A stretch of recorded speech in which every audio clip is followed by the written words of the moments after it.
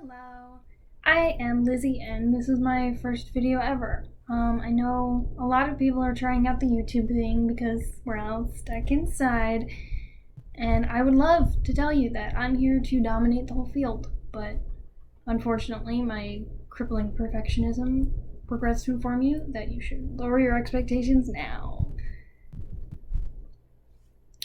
So, Netflix recently added Avatar: The Last Airbender to its arsenal, probably because of the live-action remake that's being made. So the fandom has kind of had a revival. It's actually really crazy. And so there's a lot of new content coming out. When I've been starved for memes and analyses for years, now it's like I'm being accosted by cosplays and TikToks and essays and stuff. But among this new surge of content are a lot of opinions. Surprise, surprise. People have a lot of opinions and they like to share them on the internet. But a lot of people frame their opinions as like hot takes or unpopular opinion time kind of thing. But my problem is a lot of these opinions aren't that unpopular. It's not that I have a problem with mentioning things that you like about the show. It's just, don't frame it as something that's crazy and gonna get you arrested when it's not, you know? Like, yes, of course Zuko's redemption arc is the best thing in TV history. Yes, we know that Iroh is amazing, and yes, we know Legend of Korra wasn't as good, and yes, the movie is horrible. Oh, you think The Lion Turtle was a deus ex machina and out of nowhere, and you think The Great Divide was a bad episode? Actually, a lot of people think that too. So, the thing is, I have an actual hot take.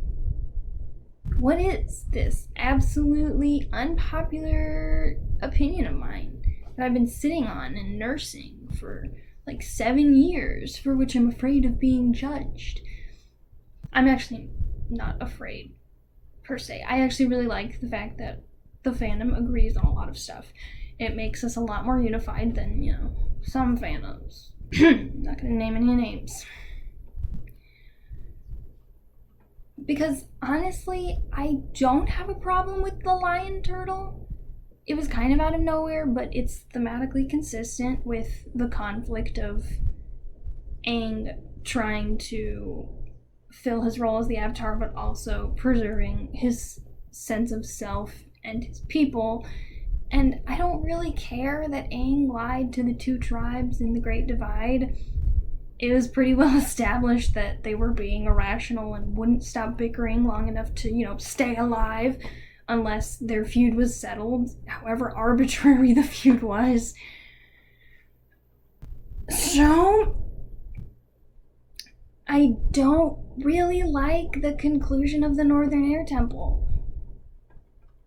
Sorry if you were expecting more, but that's it.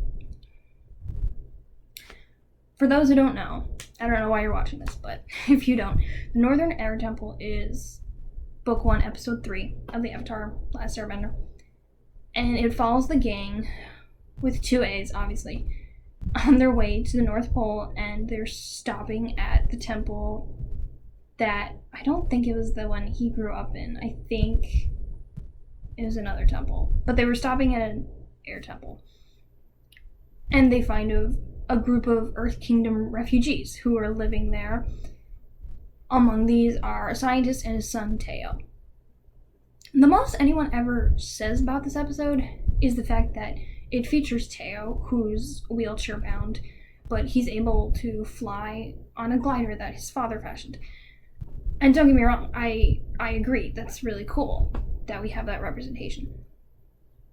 But my problem comes when Aang finds out that these people are demolishing a lot of the temple to install things like bathhouses, generators, Wi-Fi, the works. And Aang is understandably upset about the fact that these people who seemingly know nothing about air nomads are destroying sacred murals and statues. Especially during a time when Aang is looking for a little stability, seeing as he was pulled out of the ice literally 3 episodes ago into a war that he, a 12-year-old boy, is meant to stop. Wait, where was I? Okay, sorry. Oh yes, the erasure of history. Don't get me wrong, I understand that these people are refugees and they need help. They have also suffered at the hands of the Fire Nation. I don't have a problem with them staying in the temple for shelter or even flying around on gliders that they made and making like minimal changes to the structure, you know, to make it livable. So I understand why at the end Aang gives them his like seal of approval to use something that's not being used anymore. Like, he compared it to a hermit crab, but it wasn't a hermit crab because they don't have regular animals. I don't remember what it was. What I didn't like was that he never qualified his statement at all. Maybe with but could you not destroy statues of people I shared a culture with, thereby erasing any physical history of these people, which is exactly what the Fire Lord wants. It strikes me as weird that Aang, who, according to the legend of Korra, is so preoccupied with continuing the air nomad culture that he favors one child slightly above the others because Tenzin's an airbender. And this guy just comes to terms with someone violently destroying some of the only surviving art that belonged to that culture. And he does it within a half-hour episode. It's a yikes from me, personally. And I also just think it's upsetting from an anthropological point of view.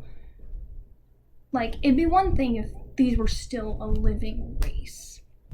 But they're not. This is a race that will not be creating any more relics or architecture anytime soon. And they have no way of knowing that Aang is going to continue the culture in, like, Legend of Korra time.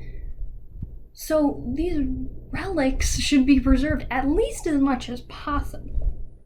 If not for the sake of history, then for the sake of respecting these people that were violently and deliberately destroyed as an act of war. And you're sticking pipes into their murals! Like, what if that mural had been the only record of a certain monk? Like, that's the only way we know what he looks like. And without it, we would never even know he existed. You know, because his bones were burnt to ashes. Why don't you get on that, Mr. Scientist Man? Why don't you catalog some of these priceless pieces of history before committing them to oblivion? Okay, that got a little heated. A firebending pun. So that's pretty much it. I've said my piece. I've released my burden. And what can we learn from this? It's not that I think fandoms should, like, tear themselves apart with disagreements over something they love.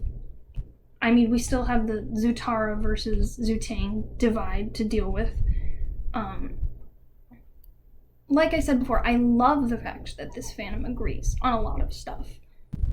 But I also think that a little discourse can breed creativity. This single problem I have does not ruin the show for me. It doesn't even ruin the episode, honestly. I just thought it'd be fun to share. Just to get a little diversity of opinions out there. Feel free to share your opinions in the comments, but please don't be mean to me, or I'll cry.